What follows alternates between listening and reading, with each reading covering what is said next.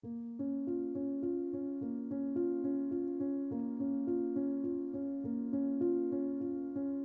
pagi hari, setelah mandi dan sarapan, Intan bergegas pergi ke rumah Nina, anak baru di kelasnya itu. Kebetulan, mereka tinggal di satu komplek yang sama. Nina pernah berjanji akan mengenalkan Intan pada teman-temannya. Mereka janjian akan bertemu di lapangan komplek rumah mereka. Wah, pasti teman-teman Nina dari sekolah lamanya nih, pikir Intan.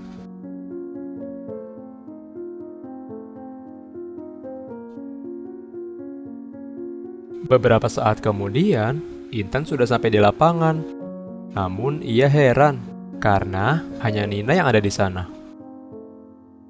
Loh, teman-temanmu mana, Nin? Belum datang ya? Tanya Intan kebingungan. Sebenarnya, teman-teman yang akan aku kenalkan itu adalah mereka. Nina menunjuk sebuah kotak yang berisi banyak boneka. Ternyata, Nina juga pencinta boneka, sama seperti Intan. Di antara boneka-boneka itu, mata Intan tertuju pada salah satu boneka Nina yang sangat bagus. Sudah lama Intan ingin boneka seperti itu, namun ibunya tidak membelikannya. Intan agak iri, karena Nina ternyata punya boneka itu.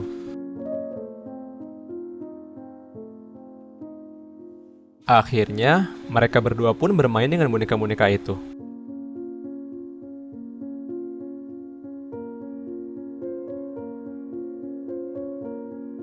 Tak terasa hari sudah sore.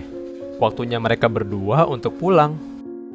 Nina hendak pulang terburu-buru karena ingat pesan ibunya. Ia diminta pulang sebelum hari menjadi gelap. Nina sangat tergesa-gesa sehingga satu bonekanya tertinggal di lapangan. Karena melihat boneka Nina yang tergeletak di lapangan, Intan buru-buru mengambilnya dan berniat mengembalikannya kepada Nina. Namun, ia berubah pikiran ketika melihat boneka itu. Ternyata, boneka yang tertinggal itu adalah boneka yang sudah lama diinginkan oleh Intan. Ah, Nina kan punya banyak boneka di rumahnya. Dia pasti tidak sadar kalau bonekanya cuma berkurang satu. Intan sangat senang karena akhirnya ia mendapatkan boneka yang sudah lama ia inginkan. Ia pun membawa boneka itu pulang ke rumahnya. Sesampainya di rumah, Intan bergegas pergi ke kamarnya. Dengan diam-diam, ia membawa boneka milik Nina supaya tidak ketahuan kedua orang tuanya. Intan pun bermain-main dengan boneka itu hingga malam tiba. Seolah-olah itu adalah boneka miliknya sendiri.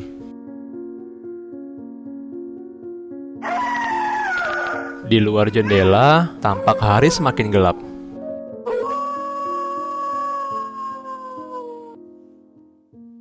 Tiba-tiba, Intan merasa suasana di kamarnya berubah.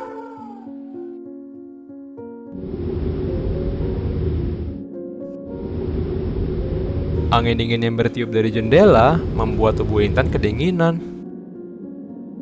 Ia segera buru-buru menutupnya.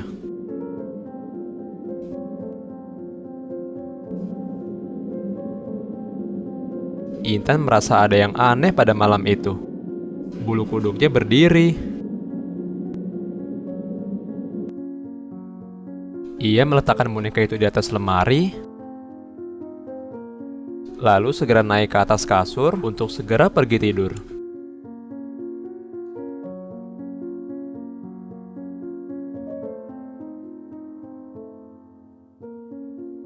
Malam semakin larut, udara semakin dingin.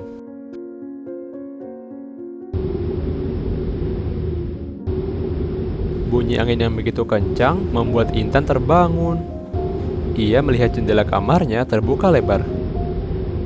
Padahal kan, ia sudah menutup jendela itu sebelumnya.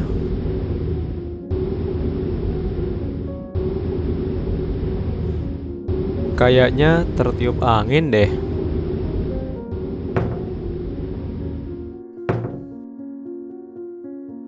Sebelum kembali tidur, Intan melihat hal aneh lagi. Boneka Nina yang tadinya di atas lemari, kini terbaring di lantai kamarnya. Raut wajah boneka yang sebelumnya tersenyum manis berubah menjadi wajah sedih seperti ingin menangis. Kayaknya aku salah ingat deh. Ia kembali meletakkan boneka itu di atas lemari dan bergegas untuk tidur. Pasti tadi cuma terjatuh karena tertiup angin, gumamnya sambil berusaha untuk tenang.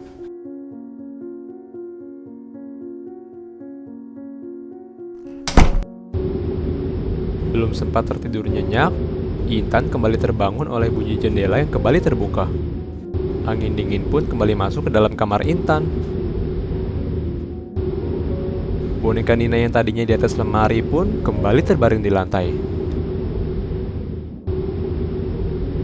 Pelan-pelan, ia mencoba untuk mengambil boneka itu.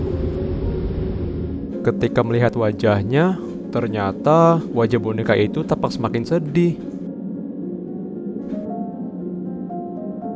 Intan pun segera meletakkan kembali boneka itu di atas lemari.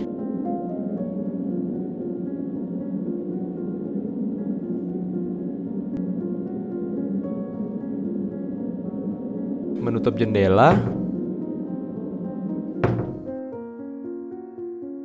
dan segera pergi tidur.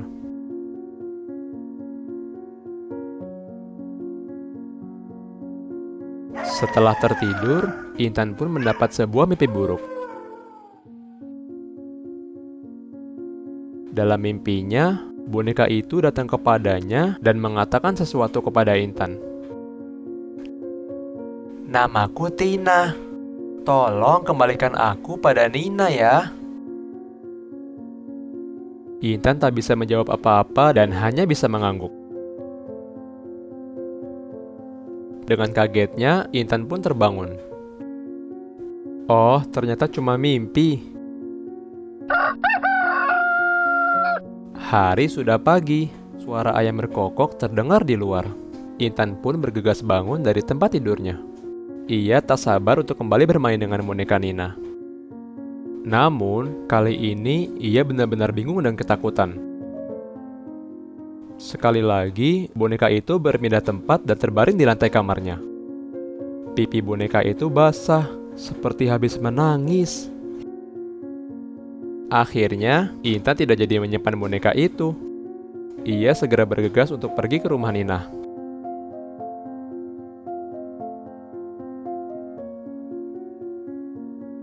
"Nin, aku mau mengembalikan bonekamu. Kemarin terjatuh di lapangan. Maaf ya, bonekanya aku simpan dulu di rumahku dan tidak langsung mengembalikannya kepadamu." Nina terlihat sangat senang melihat bonekanya kembali. "Terima kasih banyak, Intan. Aku kira bonekaku ini sudah hilang dicuri orang. Ini boneka kesayanganku.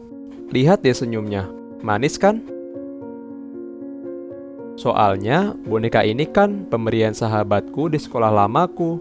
Sayangnya sahabatku itu sudah meninggal karena penyakit yang cukup parah." Intan kaget mendengarnya.